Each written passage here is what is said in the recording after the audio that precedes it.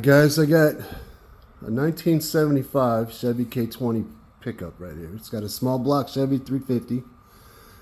It's got a little oil leak, so the rear main seal's leaking.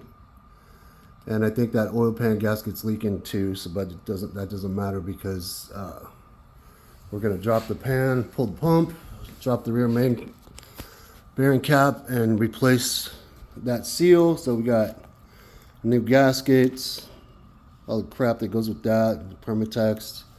That's a milling oil pump we're gonna go back with, because guys, when you pull an oil pump off of one of these trucks, you got the pan off, you're already in there.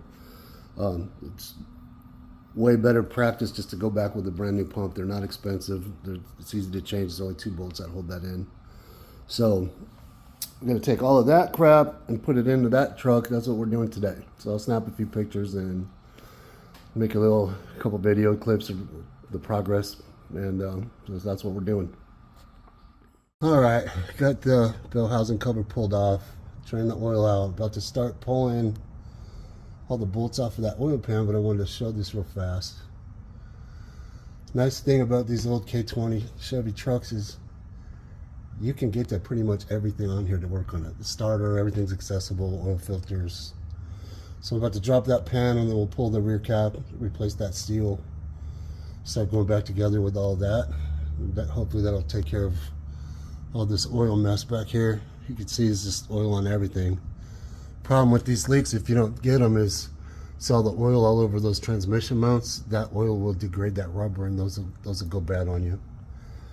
So that's why we're out here. It's making a mess in the driveway anyway, and it's a really nice truck that we have here, so I want to try and seal up these leaks and get it taken care of.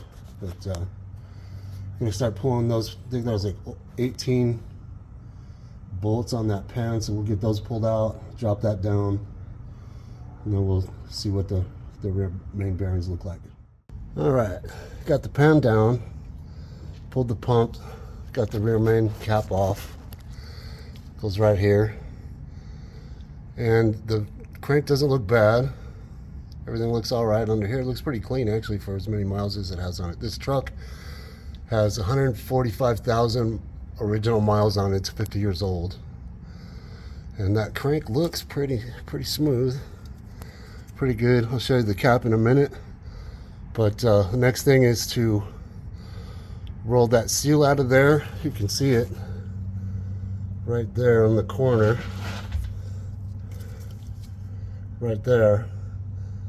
So we'll push that around, roll the new seal in there, then we'll put the new seal on the cap, put the cap back, put on the new oil pump, and start installing the new gaskets on the oil pan.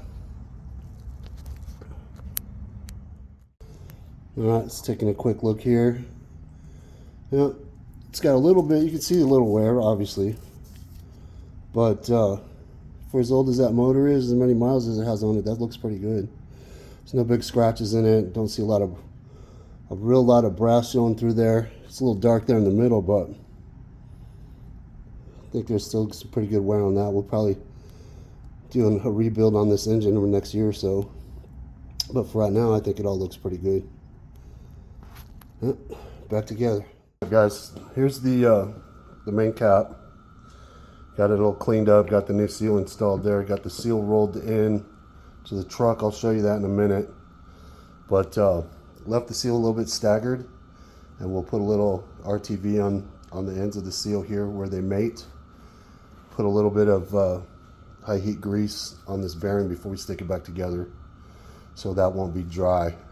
You can use oil or assembly lube grease, which is real thin grease, but this will work fine.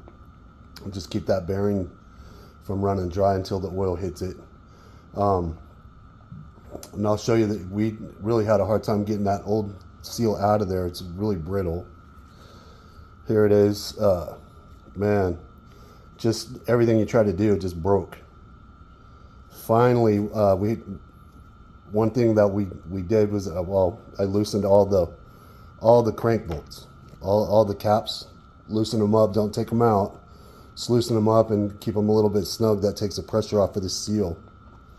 And once we did that, a little tap with the screwdriver, right, you can see there's a metal backing right here. And we put the screwdriver right there and tapped it, and then it broke loose and slid right out. The new one slid right in there. Put a little grease on this surface of it, and it just slides right in. And I'll put a little grease on this surface right here, so when it fires up, it'll have a little bit of lubrication on it right where it rides against the shaft there. So it should work out pretty good. All right, here we are. So under the truck, so you can see, let me see if I can get this light on. So you can see I got this the seal in there, left it a little bit staggered, cleaned it off with some brake cleaner. Gonna reinstall the cap, and then we're gonna have to re-torque all the main caps here for the crankshaft bearings, because we had to break them all loose to get that seal out. That seal was so brittle.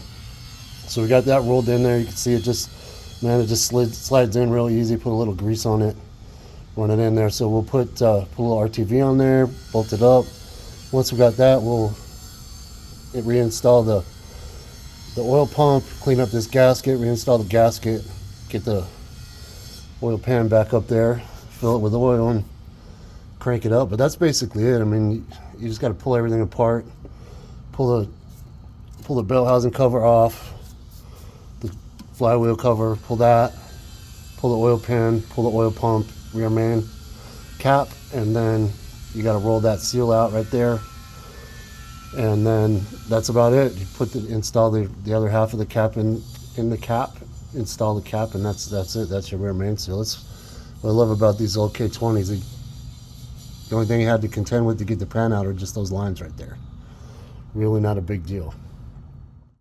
All right, we've been working on this. Now we got everything cleaned up, got the cap bolts back up there, everything's torqued, got the new oil pump installed, and got the Felpro molded rubber gasket hanging, siliconed all the corners.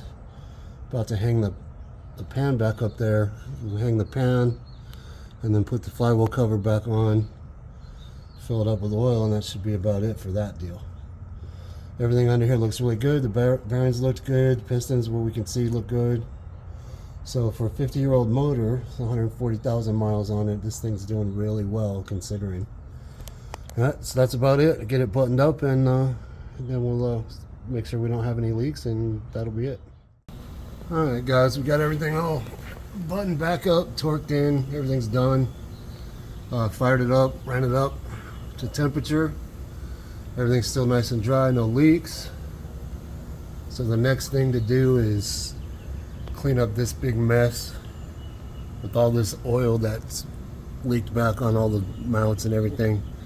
We'll just clean that up with a little bit of Dawn dish soap and a little pressure washer, and get that all cleaned up so those seals don't rot out. Get all this gunk cleaned up under here, and that'll be it. But that's how you pull all that apart and replace that rear seal.